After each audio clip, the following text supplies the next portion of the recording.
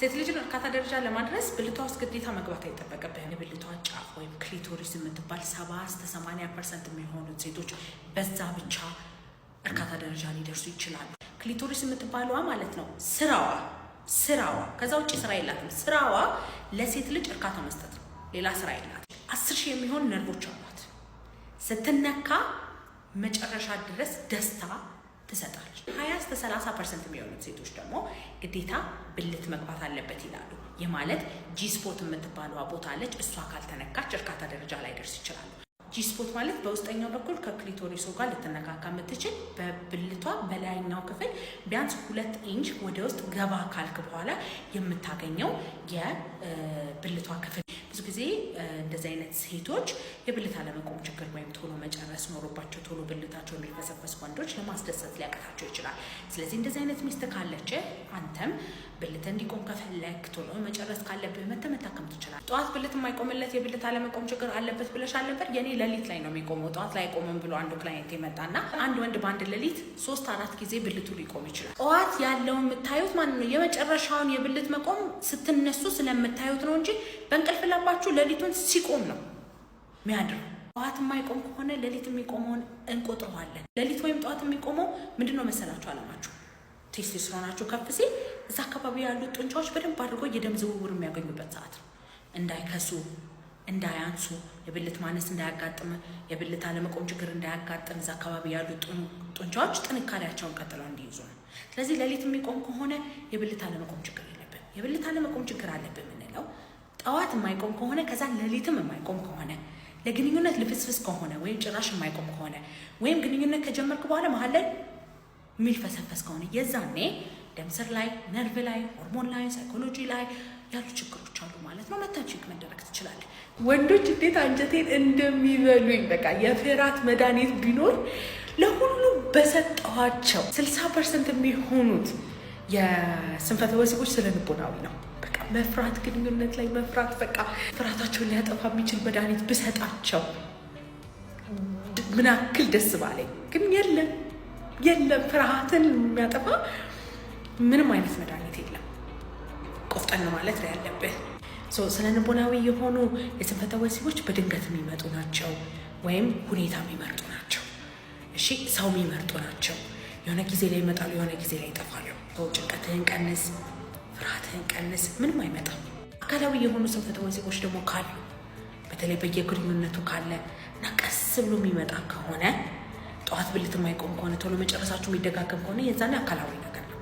የዛኔ መታችሁ ደማችሁን ቼክ አድርገን ሆርሞን ላይ፣ ነርቭ ላይ፣ ደም ስር ላይ ያሉ ችግሮችን እናስተካክልላቸው። አይስቶር ባይ ሶፊ ጂስፖት በሉት በቃ የማይገኝ ነገር ነው ብሎ የሰራው ቪዲዮ አንድ ስልኮልኝ የሳኩት ሳቅ ግን እውነት ነው። አብዛኛው ወንድ ጂስፖት የቱ ጋር እንደሚገኝም ሆነ ምን እንደሆነ ራሱ አታውቅም። ጂስፖት ማለት በላይ በብልቷ ጫፍ መርካት የማትችል ሴት ወደ ውስጥ መግባት የሚያስፈልጋት ሴት ነክታችሁ እርካታ ደረጃ ልታደርሷት የምትችልበት ነው። እና ብዙ ወንዶች የሚቸገሩት ምንድነው? አንድ ቦታ ይመስላችኋል። ይሄ የሚነካ ነጥብ ነገር ወይም የሚያገኙት እብጠት ነገር ወይም ይሄ መብራት ማጥፊያና ማብሪያ ይመስል የሆነ ስፖት ላይ የሚያገኙት ነገር ይመስላችኋል። አይደለም። ጂ ስፖት ማለት ብዙ የደም ስሮችና የነርቮች ኔትወርክ ያለበት የብልቷ የላይኛው ክፍል 2 ኢንች ከብልቷ መግቢያ ውስጥ ገባ ብሎ የሚገኝ ግርግዳ የሚመስል ነገር ነው። ኦኬ በቀላሉ ላይገኝ ይችላል። አንዲች ሴት የእርካታ ደረጃ ትንሽ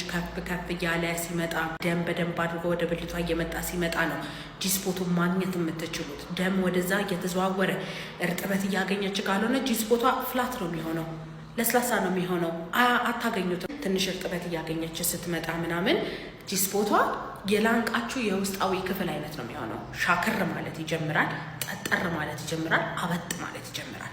ከብልቷ የላይኛው ክፍል 2 ኢንች ወደ ውስጥ ገባ ብላችሁ በእጅ ልትደርሱበት የማትችሉት ነገር ነው የሚሆነው። ስለዚህ በብልታችሁ መግባት አለባችሁ። ስለዚህ ጂስፖት ያለችበትን ቦታ አውቁ። ከዛ በኋላ ደግሞ እዛ ደረጃ ለመድረስ ደግሞ ብልታችሁ መቆም አለበት። ሰዓት ያስፈልጋችኋል። ስለዚህ ቶሎ መጨረስ የለባችሁም። እንደዚህ አይነት ችግር ካለባችሁ ሆርሞን ላይ፣ ነርቭ ላይ ያለ ችግር ነው። መታችሁ ብልትና ለመቆም ችግራችሁን እና ቶሎ መጨረሳችሁ ማሳከም ትችላላችሁ። ስለ ሰፕሊመንቶችና ስለ ስንፈተ ወሲብ ደግሞ እናውራ። በጣም ብዙ ገበያ ላይ ያሉ እንደና አሽዋጋንዳ እንዲሁም ደግሞ ሺላጂ ማዘጋጀት እና የመሳሰሉት ለስንፈተ ወሲብ ጋር ተያይዘው የሚሸጡ አይነት ሰፕሊመንቶች አሉ። እነዚህ ሰፕሊመንቶች መድኃኒትን የሚተኩ አይደሉም። ስለዚህ ሰፕሊመንት ከመውሰዳችሁ በፊት ለምንድነው ለመውሰድ የፈለጋችሁት የሚለውን ከሐኪማችሁ ጋር ማውራት ይኖርባችኋል። የቴስቶስትሮን እጥረት ካለ እሱ የሚታከመው በሌላ መንገድ ነው። የሌሎች ሆርሞኖች መዛባት ካለ እነሱ የሚታከሙት በሌላ መንገድ ነው። እንዲሁም ደግሞ ለብልት አለመቆምም ሆነ ለቶሎ መጨረስ አፕሩቭ የተደረጉ መድኃኒቶች ደግሞ ሌሎች ናቸው እንጂ ሰፕሊመንቶች አይደሉም። ስለዚህ ሰፕሊመንት ከመውሰዳችሁ በፊት ሐኪማችሁን ማናገር ይኖርባችኋል ማለት ነው። ትክክለኛ እንቅልፍ ከተኛችሁ ያልተቋረጠ ከ6 ሰዓት እስከ 8 ሰዓት እንቅልፍ ከተኛችሁ ሌሊቱን 3 እስከ 5 ጊዜ ድረስ ይቆማል። የመጨረሻውን ነው መጨረሻ ላይ የምታዩት ማለት ነው። ብልት ለምንድን ነው ሌሊት የሚቆመው? ለምንድን ነው ጠዋት የሚቆመው? ወደዛ አካባቢ ያሉ ጡንቻዎች የደም ዝውውር የሚያገኙበት ሰዓት ነው። ካልሆነ ይከሳሉ፣ አይታደሱም፣ አያድጉም፣ ይሞታሉ። ስለዚህ ብልት አይቆምም፣ ሳይዝ እያነሰ ይመጣል። እንደዚህ አይነት ችግር ይፈጠራል። ሌሊት የማይቆም ከሆነ ጠዋት የማይቆም ከሆነ ብልታችሁ ደም ስር ላይ ችግር አለ፣ ልብ ላይ ችግር አለ፣ ነርቭ ላይ ችግር አለ፣ ጡንቻ ላይ ችግር አለ፣ ሆርሞን ላይ ችግር አለ ማለት ነው። ስለዚህ ለረጅም ጊዜ ብልት የማይቆም ከሆነ ጠዋት ብልታችሁ እያነሰ ይመጣል፣ ሳይዙ እየቀነሰ ይመጣል፣ ውፍረቱ እየቀጠነ ይመጣል። ስለዚህ አሁኑኑ ብልታችሁ ጠዋት የማይቆም ከሆነ መታችሁ ቼክ አስደረጋችሁት እንደ አግባብነቱ ሕክምና እናስጀምራችሁ። በስቲች መውለድ ስሜት አልባ ያረጋል ወይ? ሁሉም ሴት መረዳት ያለበት ነገር ልክ ስትወልዱ ፕሮላክቲን የምንላት ሆርሞን ከፍ ትላለች። ለወተት ምርት ምናምን ያግዛል። በዛው ሰዓት ግን የሷ ከፍ ማለት የግንኙነት ፍላጎታችሁን ይቀንሳል። ጡት እስካጠባችሁ ድረስ የግንኙነት ያላችሁ ፍላጎት እንደ ድሮ ላይሆን ይችላል። ኖርማል ነው፣ ቀስ ብሎ የሚስተካከል ነው። ከዛ ውጪ ደግሞ ልክ በስቲች ስትወልዱ ያ ስቲች በደንብ ካልተያያዘ በግንኙነት ሰዓት መነካት የሌለባቸው ለስላሳ ስጋዎች ስለሚነኩ ህመም ሊያመጣ ይችላል። ህመም ካለው ደግሞ ለግንኙነት ያላችሁ ፍላጎት ይቀንሳል። ከዛ ውጪ በአጠቃላይ ስቲች መፈታት ኦር ደግሞ መወፈር እንደዚህ የመሳሰሉት የሰውነት ለውጦች ኢንሴኩሪቲ ስለሚያመጡ ለግንኙነት ያላችሁ ፍላጎት ሊቀንስ ይችላል። በአጠቃላይ መውለድ ደግሞ እንቅልፍ ያሳጣል፣ ድካም አለው፣ ስራ አለው። ስለዚህ ይሄ ነገር እስኪስተካከል ድረስ ለግንኙነት ያላችሁ ፍላጎት ሊቀንስ ይችላል። ስለዚህ ባሎች ይሄንን ተረዱ፣ ስራ አግዟት የመሳሰሉትን። ሴቶች ደግሞ አትጨናነቁ፣ ቀስ እያለ የሚስተካከል ነገር ይሆናል። 5 ግንኙነት ላይ ጥቅም ያላቸው ምግቦች የትኞቹ ናቸው? ተደጋጋሚ ስለጠይቃችሁ ነው የትኛው ምግብ እንመገብ ስላላችሁ ማለት ነው። ነገር ግን አንድ ልብ ማለት ያለባችሁ ይሄን ከመናገሬ በፊት እነኚህ ምግቦች ስንፈተ ወሲብን አያክሙም። እሺ እናንተ ጤናማ የሚባል ግንኙነት ኖሯችሁ ነገር ግን ሞር ፐርፎርም ማድረግ የምትፈልጉ ከሆነ ወይም ደግሞ ቆይታችሁን ለመጨመር የብልት ጥንካሬያችሁን ለማስጠበቅ የምትፈልጉ ከሆነ እነኚህ ምግቦች ይጠቅሟችኋልና በደንብ አዳምጡ። አንደኛ ቀይ ስር በስሎም ሊሆን ይችላል ወይም ደግሞ እንደዚሁ ተፈጭቶ ለራሱ በጁስ መልክ መጠቀም ትችላላችሁ። ሁለተኛ ሐብሐብ። ሶስተኛ ሲትረስ ፍሩት ምንላቸው ወይም ደግሞ የቪታሚን ሲ ሶርሶች የሆኑት እነሱ የደም ቧንቧን ጤንነት ማስጠበቅ ስለሚችሉ እነሱ የምትመገቡ ከሆነ ሞር ጤናማ የሆነ የደም ቧንቧ ይኖራችኋል። ከዚህ ጋር ተያይዞ ደግሞ የብልት ጥንካሬያችሁን ማስጠበቅ ትችላላችሁ። አራተኛ ጎመን፣ ቆስጣ፣ ሰላጣ፣ ስፒናች ምንላቸው እነሱ የምትመገቡ ከሆነ ሞር ጤናማ የሆነ የደም ዝውውር እንዲኖርና የደም ቧንቧ ጤንነት እንዲጠበቅ ያደርጋል። ራሱ የደም ቧንቧ በደንብ እንዲከፈት ለራሱ ይጠቅማሉ። አምስተኛው ደግሞ ኦቾሎኒ የዱባ ፍሬ እነኚህ የምትጠቀሙ ከሆነ በውስጣቸው የሚይዙት ኤል አርጂኒን ምንለውና ዚንክ ሞር ቴስቶስትሮናችሁ ጤናማ በሚባል ደረጃ እንዲስተካከል ይረዳችኋል። ስለዚህ እነኚህ ምግቦች መመገብ ትችላላችሁ። ነገር ግን በድጋሚ ነግራችኋለሁ ስንፈተ ወሲብ የሚያክም ምንም አይነት ምግብ የለም። ጤናማ ከሆናችሁ ያንን ነገር አሪፍ ፐርፎርም እንድታደርጉ የሚያግዟችሁ ናቸው እንጂ ከዚህ ውጭ ምንም ጥቅም የላቸውም። ሁሉም ነፍሰ ጡሮች ሊያደርጓቸው የሚገባ 6 የምርመራ አይነቶችን ነው የምናየው። የጽንስ ክትትል ሲጀመር በግልም ሆነ በጤና ጣቢያ የሚሆን የማንኛውም ሆስፒታል ላይ እንደ ሕክምና 6 እነዚህ ምርመራዎች ቤዚክ ናቸው፣ ለሁሉም ነፍሰ ጡሮች ይሰራሉ። የመጀመሪያው ብለድ ግሩፕ ኤንድ አርኤች ወይም የደም ግሩፕ አይነቷን ማወቅ ነው። በዚህ ሾተ ላይ የሚለውን ለመከላከል እናት ኤ ኔጌቲቭ፣ ቢ ኔጌቲቭ፣ ኦ ኔጌቲቭ የዚህ አይነት የደም ግሩፕ ካላት ባለቤትን እንጠራና ያንተስ የደም ግሩፕ አይነት እንዴት ነው የሚለውን እናያለን። ሁለቱም ኔጌቲቭ ከሆኑ ችግር የለም። ግን እናት ኔጌቲቭ አባት ፖዘቲቭ የሚሆን ከሆነ እሱ ቢ ፕላስ ኦ ፕላስ የሚሆን ከሆነ ተጨማሪ ጥንቃቄዎች 7 ወር ላይ መርፌ የሚያስፈልጋለ ኢንዳይሬክት ኮምፕስ ቴስት የሚባል ምርመራዎች አሉ። ስለዚህ የደም ግሩፓን እናውቃለን። እሷ ከመጀመሪያውም ፖዘቲቭ ከሆነች ኤ ፖዘቲቭ፣ ቢ ፖዘቲቭ፣ ኤ ፕላስ ቢ ፕላስ ከሆነች ችግር የለውም። ኖርማል ክትትል እንቀጥላለን። የባለቤቷን የደም ግሩፕ አይነት ባናቅ ችግር የለውም። ስለዚህ የደም ግሩፕ እናውቃለን። ሁለተኛው ምርመራ ደግሞ ሲቢሲ ነው፣ ኮምፕሊት ብለድ ካውንት። በዚህ ሄሞግሎቢኗ ኖርማል ነው ወይ፣ ደም ማነስ አኒሚያ የላትም፣ ነጭ የደም ሴሏ ደም የሚያደርጉት ሴሎች ፕሌትሌቶች እንዴት ናቸው የሚለውን እናያለን። በዋናነት ግን ደም ማነስ የላትም፣ ሄሞግሎቢኗ 12 13 ኖርማል ሬንጅ ውስጥ ነው ያለው የሚለውን እናያለን። በእርግዝና ወቅት ፊዚዮሎጂካል አኒሚያ ፕሬግናንሲ የምንለው አለ። በእርግዝናው ምክንያት እስከ 10.5 ድረስ ግራም ፐር ዴሲሊትር ድረስ ሊወርድ ይችላል። ስለዚህ ሄሞግሎቢኗ ሲጀምር ጥሩ ነው ወይ ሄማቶክሪቷ ሄሞግሎቢኗ ብለን እናይና አኔሚያ በጊዜ ሂደት የመጣ ደም ማነስን ካለ ለማየት እግረ መንገድ ደግሞ ቀድሞ ያለ ደም ማነስ ካለ ሄማቶክሪቷና ሄሞግሎቢኗ ሎው ከሆነ ቀድመን ለማገዝ እንሞክራለን። አይረን ሕክምና ሊሰጣት ይችላል። ሶስተኛው የሽንት ምርመራ ነው፣ ዩሪን አናሊሲስ። በዚህ ወቅት ፕሮቲን የለውም፣ ኢንፌክሽን የለውም፣ ሽንቷ ጤናማ ነው የሚለውን እናያለን።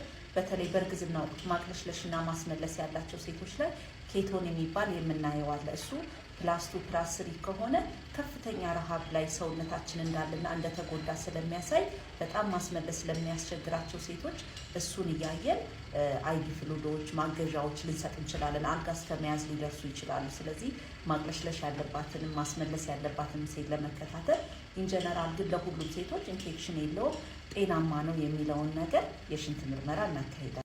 ወደ ተላላፊ ነገሮች ሲመጣ የመጀመሪያው HIV ነው። HIV ከእናት ወደ ልጅ እንዳይተላለፍ ለሁሉም ነፍሰ ጡሮች ክትትል ሲጀምሩ የHIV ምርመራ እናደርጋለን። ድንገት የሚኖር ከሆነ ቀድሞ እናት መድኃኒትን በመጀመር መውለጃ መንገዱ በርዝ ፕሪፔርድነስ ቤት በኩል ነው መሆን ያለበት። ቫይራል ሎዷ አሁን ላይ ሪስኩ ምን ያህል ነው ከእናት ወደ ልጅ የመተላለፍ እድሉ የሚለውን እናያለን። ስለዚህ ቶሎ አውቀን ክትትል ስንጀምር ቶሎ ከያዝ ነው የመተላለፍ እድሉ አናሳ ይሆናል።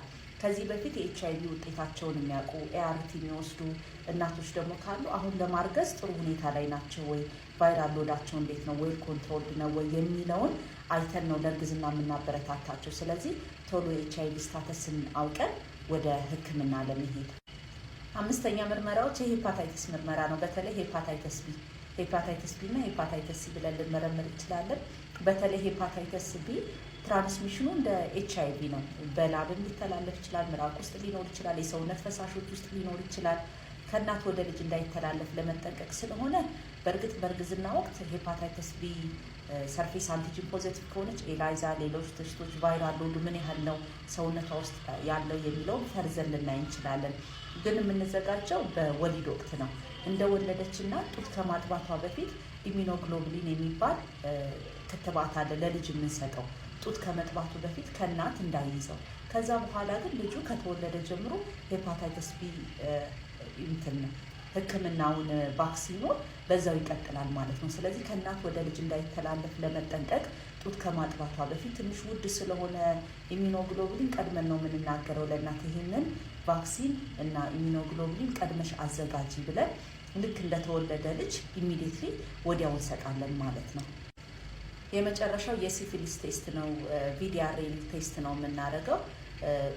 ቪዲአርኤል ወይም አርፒአር ብለን እነዚህ ቴስቶች ደግሞ ምንድነው በአማርኛ ጨብጥ ነው ቄጤኛ፣ አማርኛው ስሙ ብዙ ጊዜ ይቀላቀልብኛል ከጎኖሪያ ጋር። ግን ሲፊሊስ ኢንፌክሽን በደምም ውስጥ ሊኖር ይችላል፣ ከእናት ወደ ልጅ ሊተላለፍ ይችላል እና ሰውነት ላይ ራሾች ሊያመጣ ይችላል። በተለይ ልጅ ላይ እያንዳንዱ የሰውነት ክፍሎችን አታክ ሊያደርግ ይችላል። ቶሎ መርምረን በተለይ ከ18 ሳምንት በፊት 4 ወር ከግማሽ በፊት ሕክምናውን እናት ካገኘች ሕክምናው የሚሆነው ቤንዛቲን ፔኒሲሊን ነው። መርፌ ያለ በሳምንት 1-3 የሚሰጥ። ስለዚህ እሱ ቪዲአርኤል ሪአክቲቭ ከሆነ መጀመሪያ ፎልስ ፖዘቲቭ እንዳልሆነ ቼክ እናደርጋለን። ግን ባለቤቷን መመርመር አለብን። ፓርትነር ትሪትመንት ያስፈልጋል። እንደዚህ አይነት ሴክሹዋሊ ትራንስሚትድ ዲዚዝ የአባላዘር ችግሮች ካሉ በሽታዎች ካሉ ሁልጊዜ ባል መታከምም አለበት፣ አብሮ ትሪትመንት መውሰድ አለበት።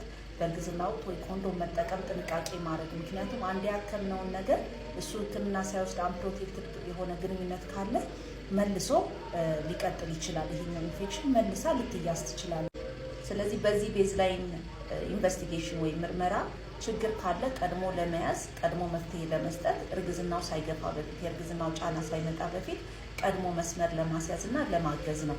ስለዚህ እነዚህ ምርመራዎች ጤና ጣቢያም ተመርመሩ፣ ሆስፒታልም የግልም የመንግስትም ቢሆን ስታንዳርድ የምንከተላቸው ስለሆነ ሁሉም ሐኪም ይህንን ምርመራ ይሰራላቸው። ወንድ ልጅ በሴጋ ሰዓት ቶሎ የሚጨርስ ከሆነ ከሴት ጋር ግንኙነት ሲጀምር ቶሎ ይጨርሳል ማለት ነው ወይ? የብዙ ወንዶች ጥያቄ ነው። መረዳት ያለባችሁ በግል ወሲብ ሰዓት ትኩረታችሁ ለራሳችሁ ብቻ ነው። ከዛ ደግሞ ጠንካራ ስሜት የሚያመጣ ፊልም እያያችሁ ነው የምትጠቀሙት። ኃይል፣ ጥንካሬ፣ ግሪፕ ይለያል። ቶሎ የማስጨረስ እድሉ ከፍተኛ ነው። ከሴት ጋር ሲሆን ግን ትኩረታችሁ ለሷም አለ። ከዛ ውጪ ደግሞ ስሜታችሁ እንደዛ በጠንካራ ሁኔታ የሚያመጣ ሁኔታ ስለሌለ በግል ወሲብ ቶሎ ትጨርሳላችሁ ማለት ከሴት ጋር ቶሎ ትጨርሳላችሁ ማለት አይደለም። ግን ሁል ጊዜ የግል ወሲብ የምታረጉ ከሆነ በግል ወሲብ ሰዓት ደግሞ እንደዚህ ጠንካራ ስሜት አምቶ ቶሎ መጨረስን እያስለመዳችሁ ከሆነ ወደፊት ከሴት ጋር ግንኙነት ስትጀምሩ ቶሎ የመጨረስ እድላችሁን ከፍ ስለሚያደርገው ኖርማሊ የግል ወሲብ ነገር የሚቻለውን ያህል መቀነስ ያስፈልጋል። ግዴታ ከሆነ ደግሞ ጠንካራ ስሜት የሚያመጡ ፊልሞችን ኦር ግሪፑን ምናምን መቀነስ ያስፈልጋል ማለት ነው። ከዛ ውጪ ከሴት ጋር ግንኙነት ጀምራችሁ ሁሉ ጊዜ በግንኙነት ሰዓት ከአንድ ቀን በላይ መቆየት የማትችሉ ከሆነ ይሄ ሕክምና የሚፈልግ ነው። ከ6 ወር በላይ ከቆየ ማለት ነው።